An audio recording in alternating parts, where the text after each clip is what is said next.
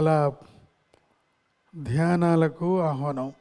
ప్రకటన గ్రంథంలో సింహాసనాసీనుడైన ప్రభుని ఆ పెద్దలు ఆరాధిస్తూ ఉంటుండగా ఆ సన్నివేశాన్ని మనం చూచాం.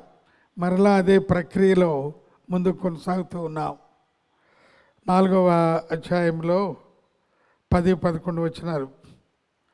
ఆ 24 పెద్దలు సింహాసనమందు ఆసీనుడై ఉండువాని ఎదుట సాగిలపడి, యుగ యుగములు జీవించుచున్న వానికి నమస్కారము చేయుచు, ప్రభా మా దేవా, నీవు సమస్తమును సృష్టించితివి, నీ చిత్తమును బట్టి అవి ఉండెను, దానిని బట్టి సృష్టింపబడిను గనుక నీవే మహిమ ఘనత ప్రభావములు పొంద అర్హుడవని చెప్పుచు తమ కిరీటములను ఆ సింహాసనం ఎదుట వేసిరి. దేవుని స్తోత్రం కలుగును గాక. పరలోకములో ఉన్న దృశ్యం ఆశ్చర్యంగా ఉంది.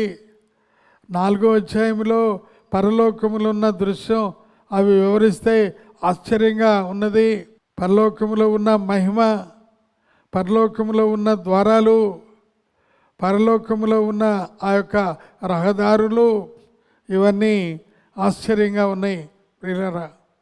అయితే ఈ యొక్క 4వ అధ్యాయము 10-11లో 24 పెద్దలు సింహాసనమందు ఆసీనుడై ఉండువాని.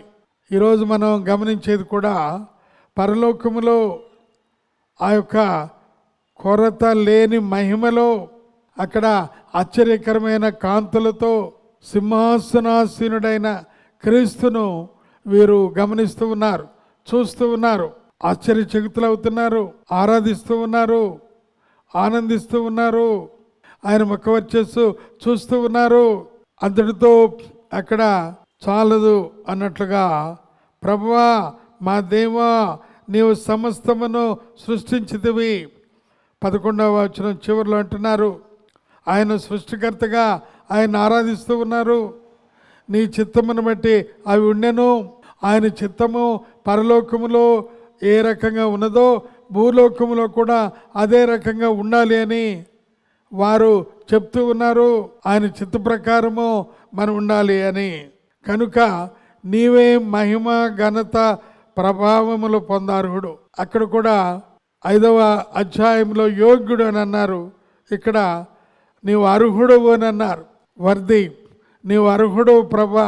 అక్కడితో వారు ఊరుకోకుండా ఆ యొక్క వారి యొక్క మరి కిరీటములన్నీ కూడా వారు తీసి సింహాసనాసీనుడైన ఆయన యొక్క పాదముల మీద పడవేశారు. అంటే కిరీటములు చాలా ఒక ఖ్యాతినిచ్చేవి, ఒక బిరుదునిచ్చేవి. అయితే ఆ కిరీటములు ప్రభు యొక్క ప్రేమతో పోల్చుకుంటే అవి చాలా చిన్న అని వాటిని ఆయన పాదములకు వాటిని అర్పించారు. దేవుని స్తోత్రం కలుగును గాక. తర్వాత వారు చెప్పిన మాట ఇక్కడ ఏమన్నారంటే, సింహాసనము కిరీటములను ఆ సింహాసనము ఎదుట వేసరి. అనగా మేము ఏ విషయంలో కూడా యోగ్యులం కాదు, మేము ఏ విషయంలో కూడా అర్హులం కాదు. కానీ ప్రభా, మీరు మాకు ఇచ్చిన ఈ గొప్ప రక్షణ భాగ్యముకాయ, ఈ గొప్ప పరలోక ద్వార ప్రవేశమును బట్టి నీకు స్తోత్రములు ప్రభా అని దేవునికి ఎంతో వారు వందనాలు స్తుతులు వారు చెల్లించారు. అనర్హులమైన మనకు దేవుడు ఈ అర్హత లభించారు. ఈ లోకంలో ఉండగానే ఆ యొక్క అర్హత మనం పొందాలి. ఆ అర్హత పాత్ర ప్రభు దగ్గర మనం పొందాలి. అర్హత పత్రాలు ప్రభు దగ్గర మనం అందాలి. ఎవడైనాను క్రీస్తు యేసునందు ఉన్నట్లయితే నూతన సృష్టి అని ప్రభు చెప్పారు. 2 కొరింథీ 5:17లో పాతవి గతించను, ఇదిగో క్రొత్తమయ్యను అని ప్రభు చెప్పారు. ఆ రకంగా నూతన నిబంధనలో ఉన్న ప్రత్యేకమైన ఆ యొక్క సారాంశం, వారు తమ కిరీటములను సింహాసనం ఎదుట వేశారు. తమను తాము తగ్గించుకున్నారు, తమను తాము హీనపరుచుకున్నారు. దేవుని దగ్గర మేము దేనికి సరిపోయే వారు కాము అన్నారు. అందువలన ప్రభు ఇంకా ఎక్కువగా వారిని హెచ్చించారు. ఈ ఉదయ కాలంలో మీరు నేను మనం కూడా ఆ యొక్క ప్రభు దృష్టిని చూచినప్పుడు మేము అనర్హులం ప్రభా, నీవు అర్హుడవు, నువ్వు ఒక్కడివే అర్హుడవు.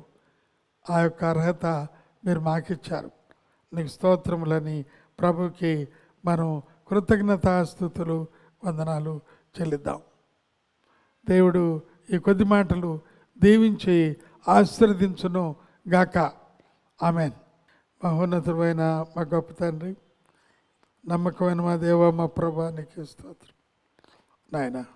మహిమ ఘనత సమస్తమునకు నీవు అర్హుడు నాయన. నిన్ను కీర్తిస్తున్నాం, మేము కూడా కొనియాడుతున్నాం, చూస్తున్నాం. ఈ గొప్ప కృప మాకు దయచేశారు. స్తోత్రం. యేసయ్య పరిశుద్ధ నామములో అడిగి ఉన్నాం తండ్రి. ఆమెన్. తండ్రి, కుమార, పరిశుద్ధాత్మ త్రియేక దేవుని ప్రేమ, కృప, సమాధానం మనందరికీ ఆయన ప్రేమించే వారికి తోడై ఉండి నడిపించును గాక. ఆమెన్.